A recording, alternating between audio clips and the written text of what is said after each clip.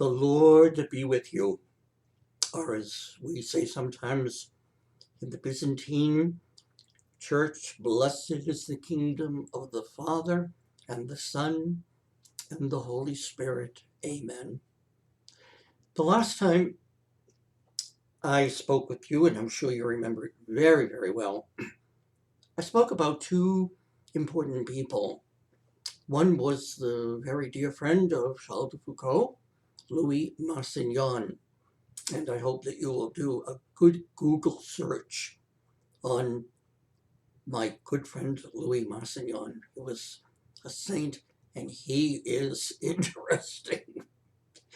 Then we spoke about the great biographer who changed a lot of people's lives, Rene Bazin.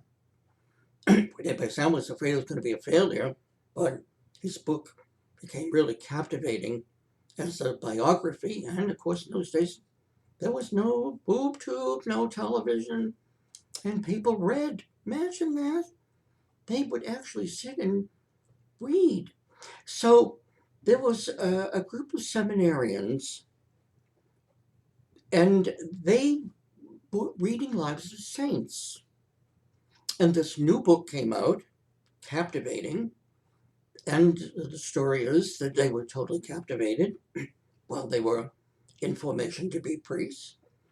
And they decided that God was calling them to begin something, to begin the community or the congregation that Charles de Foucault had written prolifically about in his life.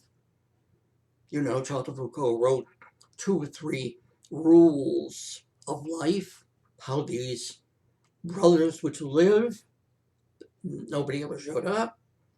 When he first went to Beni-Abez in the desert, he wrote all kinds of charts and rules, and he diagrams and pictures of what the monastery was going to be like. He wrote plans for 20, 35, 40 rooms. He even put where they were going to store the food, and they're very detailed, you know. It's a fairy tale. But it's good to look at those beautiful plans. You see the mind of a scientist, and you see someone who really is so on fire with love to get people to the desert, to love Jesus and radiate Jesus and be friends. Just to be friends with people who've never seen or heard Jesus. I think that, he had an ulterior motive. He wanted to convert them at the time. Yes, that's true. We must not think that he didn't go to the Sahara with the idea that, he didn't want to convert anybody. That's not really true. It develops profoundly in his life as he begins to understand his own vocation, as he begins to understand Christianity, if you want. So these 5 seminarians, one of them, his name was Rene Voillaume. And if you saw Rene Voillaume's name, you would not know how to pronounce it. It's tricky in French. Voillaume.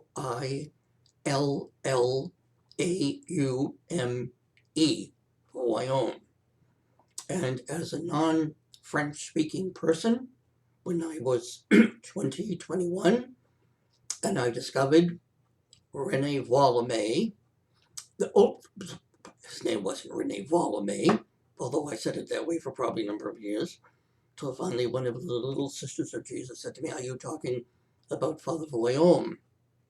Now, Voillaume became really the one, clearly for me, that God really had his hand on Rene Voillaume. Voillaume is really the founder of the Little Brothers of Jesus, the Petit Frères de Jésus. He also was instrumental in founding another congregation, the Petit Frères de l'Évangile, the Brothers of the Gospel. Voillaume died a few years ago, and a lovely old man. He was a gracious, beautiful person, so scented. I treasure my time with him. And so as a young priest, as a young seminarian, they read all this, and they understood that they were going to begin this congregation. They had no idea that what they were, that they were basically getting on a spiritual roller coaster. They, thank God, had no idea where this would lead them. Point of what I hope to do now is that in the living of the life of the little brothers, Voillaume really discerned, if you want, he discerned what we would call the principal charisms of the spirituality of Charles de Foucault. Foucault never intended to write a unique spirituality. The word would never have entered his mind. But Voillaume is such a gift because he articulates, and he articulates the spirituality of Foucault by living it.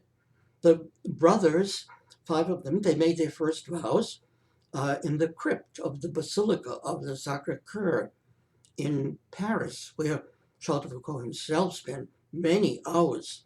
If you've ever been to Sacré-Cœur in Paris, you've been to the upstairs church, but the crypt, the crypt was there for many, many years before the upstairs church. And Teresa, the child Jesus, she prayed in the crypt. Anyway, the brothers consecrated and took their vows to be the Petit Frère de Jésus. It was an amazing journey, and that in itself was a history. They went to the Sahara Desert. They went to 2 or 3 of the places that Charles de Foucault had lived. They were pretty much in ruin. Rene Voillaume began to novitiate, and the story is typical. They took the actual words, the actual rule of Charles de Foucault, and all these nice young French priests all woofed up. They were going to, and Rene Voillaume said they almost starved to death. They were living under the stars. He said it was absolutely impractical. And so they did what any sane person would do. They took this beautiful, blessed rule of Charles Foucault and threw it right over their shoulder. And, we're going to do it, but try to listen to the spirit. What are all these rules, and what's all this to create all of this description of how we're supposed to live? What does this create? So from that lived experience, Rene Voillaume came up what he believed was the 5 principal parts of the spirituality of Charles de Foucault. Now, this was his own charism, and we're going to begin with that. First of all, he said, of course, it's the gospel. Without the gospel, without Matthew, Mark, Luke, and John, we wouldn't have the Eucharist. We wouldn't know anything about Jesus. So for Charles de Foucault, the gospel, the 4 gospels, everything. And we'll look at this because Foucault, actually he wrote every single word that Jesus, our blessed Jesus, ever said, so he wouldn't miss anything. Then he did a personality study of Foucault. He wrote the word love. Then he went all through our 4 gospels, writing down every single word and phrase that he saw as Jesus' love. Then poverty. And then he wrote all through the 4 gospels, everything. And he created a picture of Jesus. We're going to look at this. Created a picture of Jesus, and he called it, the perfect image. What he called the unique model. It was the unique model. Okay, but we'll look at that. So the gospel, but not to look at the gospel as what to do, but the gospel as a person. Oh my goodness, the gospel is a person. Okay. The second thing he said, of course, that was crucially important, was the Eucharist. And at the time, there was a tremendous enthusiasm towards the adoration of the Blessed Sacrament. The adoration of the Blessed Sacrament, if you want, kind of picked up steam in terms of personal devotion after the revelations of the Sacred Heart to Saint Mary Magdalene de Coque. The fact that she was a nice French girl had something to do with it. But this call of Jesus, we're going to look again at the Sacred Heart. The call of the Sacred Heart says, Jesus says, hey, I'm alone. Does anybody care? I feel rejected. The devotion to the Sacred Heart is crucially important for us because Jesus breaks through, historically, he breaks through that French Jansenism. And he says to Margaret Mary, will you tell everybody I love them? Will you tell everybody I want them to come close to me? I'm offended. And so this devotion, this way of life of the Eucharist, and for Charles de Foucault, sometimes I think, I don't know if I want to call it adoration of the Blessed Sacrament in his life. It's really time to be with Jesus. It certainly is an adoration of the host. Is it adoration of the Blessed Sacrament for Foucault? I hope. For us, it's simply being with Jesus. No agenda. No agenda. No agenda. When I pray before Jesus in the Eucharist, I make sure that I have no text but the gospel. No reciting for me. No reciting. No reading. We have adoration in our parish here in South Carolina, and I have to be very careful because I'm very snobby. And I go in, there's 4 or 5 people in adoration, and everyone's reading a book. And everybody's there reading the book, And I want to go over and tip the money changes tables upside down and say, get that book up, Talk from your heart. Anyway, so for me, and for Charles de Foucault, no reading, no reciting. An hour, 2, 3, 4, 5. No reading, no reciting, just looking, just being,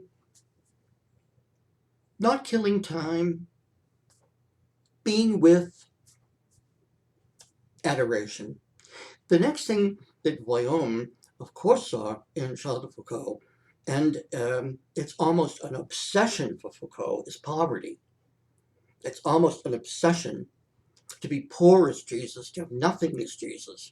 What he saw of Jesus in the New Testament, what Foucault saw of Jesus, was very influenced, if you want, by the piety of his time. Okay? And with all due respect to my dear brother Charles de Foucault, he sees Jesus as absolutely living a destitute life. And it isn't really totally correct. Our understanding of Nazareth in the past few years has changed also. For Charles de Foucault, Nazareth was an outback, they were poor, it's just destitution. Archaeologically, we've discovered there was a huge city 5 or 6 miles from Nazareth, huge city, Roman city, gives a whole different light to Nazareth as maybe suburbs. Anyway, so poverty. And the idea of poverty for him was, I am in love with you, Jesus, and how could I have anything more than you have? If you didn't have 2 pencils, why would I have 3? If you didn't have 2 pencils, if you only had 1 pencil, then I shouldn't have more than 1. This is simple. It's childlike. Is it childish? I think it's childlike. It's very much in many ways the piety of his time. He says, love is imitation. If I love you, I want to be like you. Now, maybe we would see that differently today. Maybe our understanding of psychology has, but for Foucault, if you're in love, you want to be like. He says, everybody knows that. Everybody knows if you love somebody, you want to be like them. So this poverty, but it really becomes in many ways a grinding poverty. As a comment, remember, he came from a very rich family. a very rich family. Could he be reacting, overreacting to spending $100, $200 on a bottle of wine? Could he be reacting to having pigskin gloves that would fit? Okay. The other part that's so much a part of the spirituality was the desert. Rene Voillaume said the desert is so much a part of this. Foucault, spent time in Morocco in the desert, and he was formed by the desert. Now, the desert today, we might look at the desert in terms of solitude, but the desert. And on the other hand, the desert is very much a part of Carmelite spirituality. Charles de Foucault was very much in touch with the Carmelites, very much in touch with John of the Cross and Teresa of Avila. Very, very much into those two great Carmelites. But the desert experience of having nothing, put yourself, even today in French, I think they have the expression to make an experience, on your own. Go out in the desert, take all your clothes off, have absolutely nothing, go out in the desert, for 2 weeks, and get it out, experience it, wrestle with God, wrestle with the demons and the desert. Not an easy place, but a place where one experiences total dependence on God. No books, no reciting, no beads, maybe a piece of bread, maybe the desert. How can we voluntarily say, I want to strip myself of everything? And last, but of course, probably the most important part of this spirituality for us, Charles de Foucault used many times the expression universal brother. So Voillaume said this part was the recapitulation of all the spirituality of Charles de Foucault, and he called it universal charity. To love with a love that is above the divisions of class and race and nations. Hope to God, we have come into this in this point of the 21st century. Hopefully, maybe it has something to do with our desire to be a democracy. We believe that all people are created equal, and France, equality, fraternity, but universal charity. Foucault said he wanted to be a universal brother, wanted to be a brother, not father. Didn't like to be called father. Why was he? Brother Charles. It tells you something about the human relationship. I understand this. As a priest being called father, that can be you might not believe, a paternalistic kind of thing. Christians can love paternalistically. Christians can give something to the poor. Foucault said, I can't give anything to the poor because I am the poor. I can't give anything. Oh, yes, I can. I can give my love, my friendship. My friendship will not be based on what you can get out of me and what I can get out of you. And this is what we will look at much more deeply, because this is really, in many ways, the crux of the spirituality of Foucault. To love, complete rejection of paternalism, complete rejection of power in human relationships. To be able to look one another in the eye and to say, I know better than you are, and I'm no worse than you are. And there's something sacred in friendship, and this is why Rene Voillaume calls this a spirituality of friendship. That human love is divine love. That human relationships are sacred.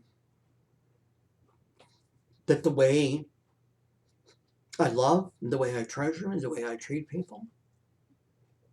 I was thinking yesterday, listening to someone who's speaking about the real presence of Christ.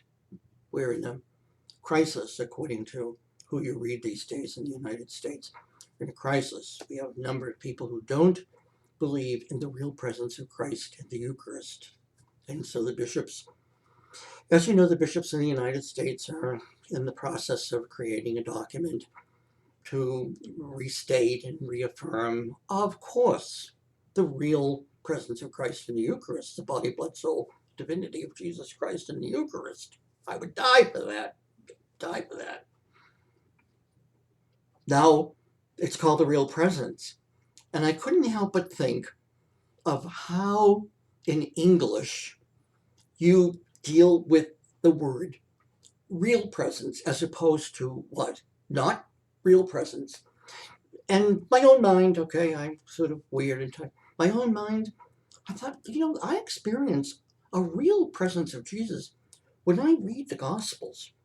And I can tell you, for many, many years on Good Friday, when I look at the congregation listening to the Passion of Christ, there is a real presence. You can cut the atmosphere with a knife. When people hear the gospel, there is a real presence of Jesus Christ.